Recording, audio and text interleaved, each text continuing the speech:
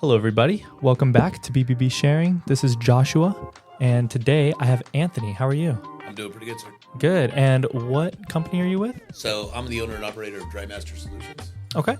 Put this a little closer to your mouth. Yeah. Okay. So everyone can hear you. You're good.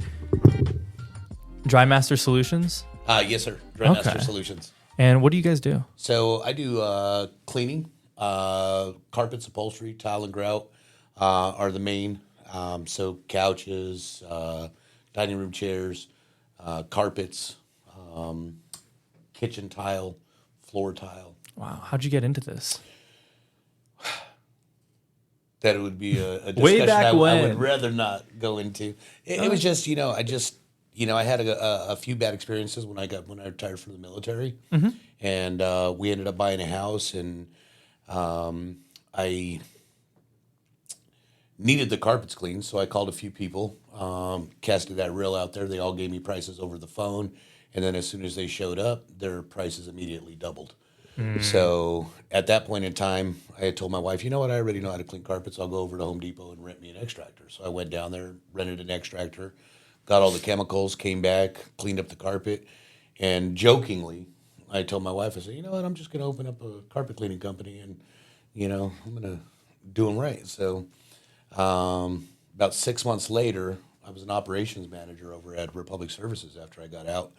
And my wife said, I thought you were going to open up a carpet cleaning company. So at that point in time, I was like, well, I guess my hands are tied. I'm opening up a carpet cleaning company. Because you have to now. Yeah. If she said. So, it's one of those things. I mean, I think the biggest thing I can tell people, getting into any business whatsoever, you're either the best or you're the cheapest. There's no way around that. If you're the best, you got to buy the best chemicals, you got to have the best equipment, and you got to take your time because you got to have time for the chemicals to work. If you're the cheapest, you got to buy the cheapest chemicals, you got to buy the cheapest equipment, and you got to get in and out of the job. Gotcha. So like one of the things I do that separates me from the others is I actually do site visits. I don't do pricing over the phone. I like to actually go out, take a look at what I'm working with. One, see if I can work with it. Because, there's sometimes where you're going to somebody's house and, you may look at something and say, it's time for you to replace it. But now, you get a lot of people who will give a price over the phone and they're going to go clean that carpet regardless. And my thing is no matter how much you pay for something, you want it to look its best.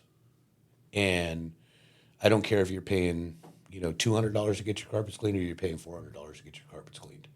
At the end of the day, when you turn around and you look at it and it doesn't look right, you're just going to have regrets all day long. Exactly. So for me, I think that's the biggest thing, and is getting out there, getting a chance to talk with the client, see what their actual needs are and what their expectations are, and to make sure I can accomplish those needs and expectations. And then on top of that, they need an honest way to budget. A lot of times, you get a lot of contractors out there that will, give the estimate. And they'll say, oh, well, I think it's going to be 200. And then as soon as they get to your house, oh, well, this is a lot bigger than what I thought. We also recommend this. We recommend that. We recommend you do this. And before you know it, you went from $200 to $600 in a matter of a heartbeat. So I believe that, going over to people's houses, that has made me more successful. Excuse me. But I mean, when you look at my reviews, when you look at the complaints and everything, I've been in business now 3 years. I've got 0 complaints. I've got 5 stars across the board. And looking back at, a lot of the competition and everything, a lot of the complaints stem from inadequate pricing. The client will get pricing in the beginning, and then once they show up to the house, that pricing changes. Or, they don't end up taking all the recommendations, and then they have buyer's regret because now the product that they bought doesn't look good. And ultimately, that's what they want you there for. They want you there to make their house look nice. So it's like I tell people, it's one of those things, and the biggest thing I say, you're either the best or you're the cheapest. Yeah. And if you are the cheapest, I would say there is a niche for that. There is a need for the cheapest. So, I'm not discouraging anybody from being the cheapest, but if you are going to open up a business and be the cheapest, then you need to understand that you are 3 stars at best. You need to understand that you need to buy the cheapest chemicals, you need to buy the cheapest equipment, and you need to hurry up and get to the next job. Are you going to get a lot of jobs? Yes. So that's the other pros and cons to being the cheapest versus being the best is if you're the best, it's going to take you a while to build up that clientele. You're really going to have to work hard. You're really going to have to get out there and prove yourself. But there's a lot more of like a fulfillment. I would There feel is. like. Well, Because for me. I you would know. think so because you're actually taking your time and making sure that, the customer is getting what they want. Now, there might be news on the other end. You were talking about replacing, some news that they might not want to hear, but it's good in the long run because at the end of the day, it's the quality. Correct. So, And I mean, as long as people can budget, I mean, then they're comfortable with it. It's when you tell them a certain number, and then you show up 2 weeks later, and that number significantly changes, is where people tend to have the issue. But going back to cheapest versus the best, being the best, you have to build that clientele list because not everybody's they're gonna look at this and why are you so much more, or why is it this price versus this price, and then after they see your work, I mean, I get it they now. understand. Yeah. I had a client one time that I went down to his house, and I had bid the job for $800. He had somebody cleaning his house previously for $400 every year. His big thing was, I'm going to have to replace these carpets anyways. Like, I don't think so. I don't believe so. So he ended up having family coming over that weekend. He couldn't get the other guy in. So he ended up asking me just to do his main level and the stairwell coming up to the main level in the basement floor. So I ended up doing that for $400, which was half of the house. As soon as I got there, he was still the same thing. I don't know why you're charging so much money, blah, blah, blah, blah, blah. And so I was like, no problem. I can go if you'd like me to. He's like, no, I got to get it cleaned. Go ahead and get it cleaned. So I get it cleaned. He calls me up the next day. He goes, what did you do to my carpets? I said, oh, I'm insured. I got State Farm. You want to, I can get you the number and everything and, do all that paperwork. And he's like, no, how did you get my carpets cleaned like this? He goes, I've been using this guy for the last 5 years, and he's been telling me I had to replace all this stuff. You came in, and everything's gone. Interesting.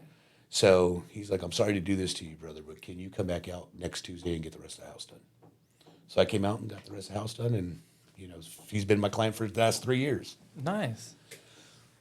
What level, and I know this is a very broad question, but what level do you see a carpet not being, fixable or like having to actually start to figure out and think about replacing a carpet when it comes to not really damages, but more like stain wise?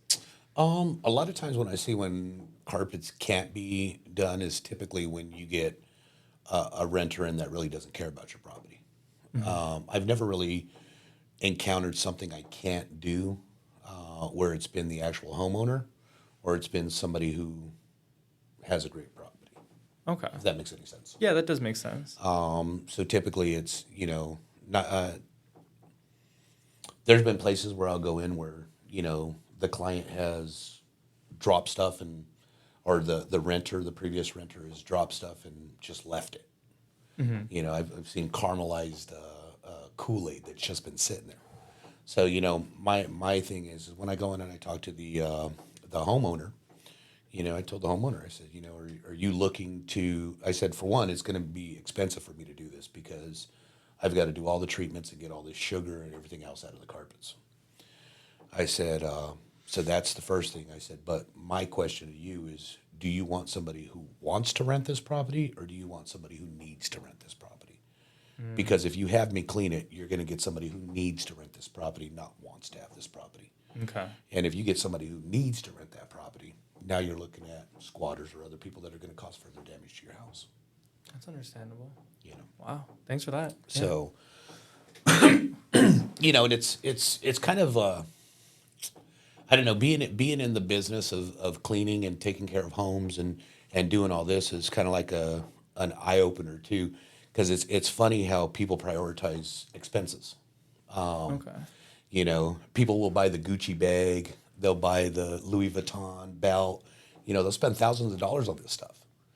But the one thing that brings value, they will hire the cheapest person. Yeah. You know, We've gotten very wrapped up in short term, just not acceptance, but just short term gratification correct. very quickly. Well, it's just like buying a vehicle. We go after the Mercedes, we go after the luxury cars. As soon as you drive them off the lot, they lose 40% in value. Your home accumulates about 4% a year, but we let them run down. We will get the cheapest person in there to install the sprinkler systems. We'll get the cheapest people in there to redo the walls. We'll get the cheapest people in there to paint. We'll get the cheapest people in there to do upgrades. We'll get the cheapest people in there to do the cleaning. We'll go cheap on that. That's very interesting to think about. But it's the one thing that you could turn around, you could suck the equity out in 3 years from now and walk away. Yeah. I had a neighbor, and he was talking to me about his house, and he was looking at the basement, and he said, "Oh man, they want to charge me $40,000 to get this basement redone." I said, "Man, you got a 1,000 square foot basement here." I said, "Do you know the properties in this area are going for $211 a square foot? Get your money back. Like, you know how much value you're going to add to this by upgrading it and getting it upgraded correctly." And that's the thing. But like, How's that eye opener with people, or are they still very hesitant? I guess everybody, it's is the glass It half full depends. or half empty? I mean, I don't know. Yeah. It's in the eye of the beholder. But I mean, when you really look at it, let's say for instance you do get your basement upgraded and stuff, you got to have egress windows. You got to have a way for the people to vacate the property in order to make it a living space. So like a lot of people will cut corners. They won't get the permits. They'll upgrade the basement, but they won't get the permits. So now, yeah, you pay $20,000 for a basement, but guess what? You didn't permit it. You didn't have an inspector come in. You didn't have an inspector look at it. You didn't get the egress windows put in. You didn't get an exit. Okay. So now you can't claim the basement. You just spent $20,000. You can't make nothing off of it. Yeah. Your house is still a 2,100 square foot home. It's not a 3,100 square foot home. Jeez. Things people don't. People just need to be able to take the time and decide that. Yeah. And figure that out, and then Yeah, and it's the same thing with carpets and stuff like that too. I mean, it's like, with any type of flooring that you got, whether it's hardwood floors, whether it's carpet, tile, or anything of that nature. Even with the cleaning, your tile, needs to be protected. You got to clean the tile, and you got to put a grout protector on it about once a year, once every 2 years, depending on what you have and depending on where it's at. So every time you mop, you use your vinegar. Anytime you drop soda on there, anytime you drop orange juice, you got acidics that are in there that are eating away at that grout. And then if you're not doing the proper maintenance on that grout, it starts to crack. It starts to weaken. And then what you do with the what the protectant does for it is it fills in all those gaps. It keeps it from all those acidics from getting inside of there and eating away at that grout and weakening it. Oh, really? So now you get, let's say, for instance, you get somebody in here who cleans the tile and grout. They do a protectant on it, once a year.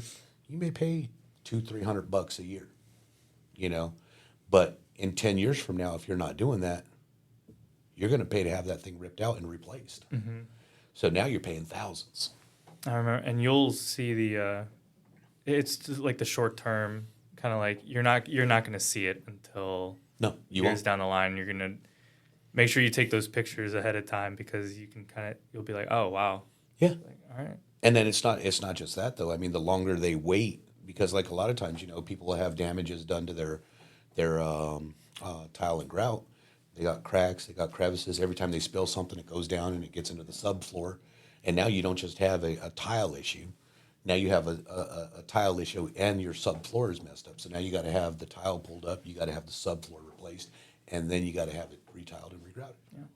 So there's just a lot of second and third repercussions to a lot of stuff like that when you're not doing your proper maintenance. When it comes to like your carpets and stuff like that, your carpet should be cleaned about once every 12 to 18 months. If you have pets, about every 6 to 12 months. Okay.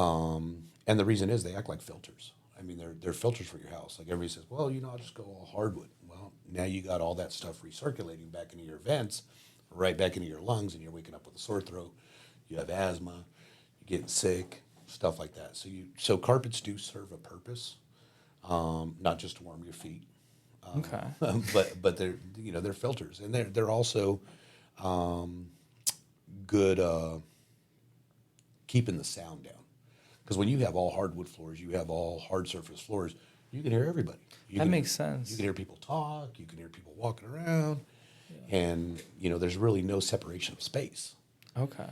But when you have those carpets, they're kind of like a sound barrier, kind of like what you got in here. Mm-hmm. I'm a very big hardwood guy. Because I'm able to maintain, I'm able to vacuum and do all that stuff, and noise really doesn't bother me that well, which is good. But carpets, every time I think, or like I'm looking at houses and I see carpet floors, the first thing I think of is maintenance. Well, I mean, even your wood floors need maintenance. You could do the maintenance up front and do your hardwood floors, once every 2 years or so. Have somebody actually come in and take off the patina from the chemicals that they're using on the floors, and keep it up to par. Or you can wait until it's been there for 10, 15 years, and now you got to have it resanded, restained, and everything. And that's another piece of the pie. Now you're paying $5,000 to get everything done. And do you do repair as well, or is it strictly cleaning? So I only do cleaning. Okay. Yeah, I stay away from the repairs. Okay. You specialize in one thing. I mean, you want to be the best at one thing. The best at one, yeah. You start adding in everything. a bunch. Yeah. I think a lot of times when people start to add stuff, you have to take away value from somewhere. Okay. And how can people get in contact with you? So they can call me on my cell phone. You can look me up on Instagram, Better Business Bureau, obviously. Mm-hmm. I'm on Yelp, Angie, et cetera, et cetera, et cetera. Awesome. What's a good phone number? Good phone number for me is 540-940-3478. Okay. Well, thank you for coming, Anthony. Hey, I appreciate you, brother. Thank you for having me. Do you have any last minute words you want to let everybody know about? If you're thinking about replacing your carpets and you haven't got somebody in there to actually take a look at them, please give me a call. Let me go take a look at them. If I can't do them, it's no problem. We walk away. I'll let you know I can't do them. But at least, you can have that opinion. And I do great work. And I'm not going to take on something that I can't accomplish. Understood. Thank you. Everybody listening, make sure to follow us as well on Instagram, Facebook, YouTube, Spotify, Ignite, Sparked by BBB, and BBB Sharing. You guys enjoy the rest of your day, hopefully. I will see you guys in the next video. Bye.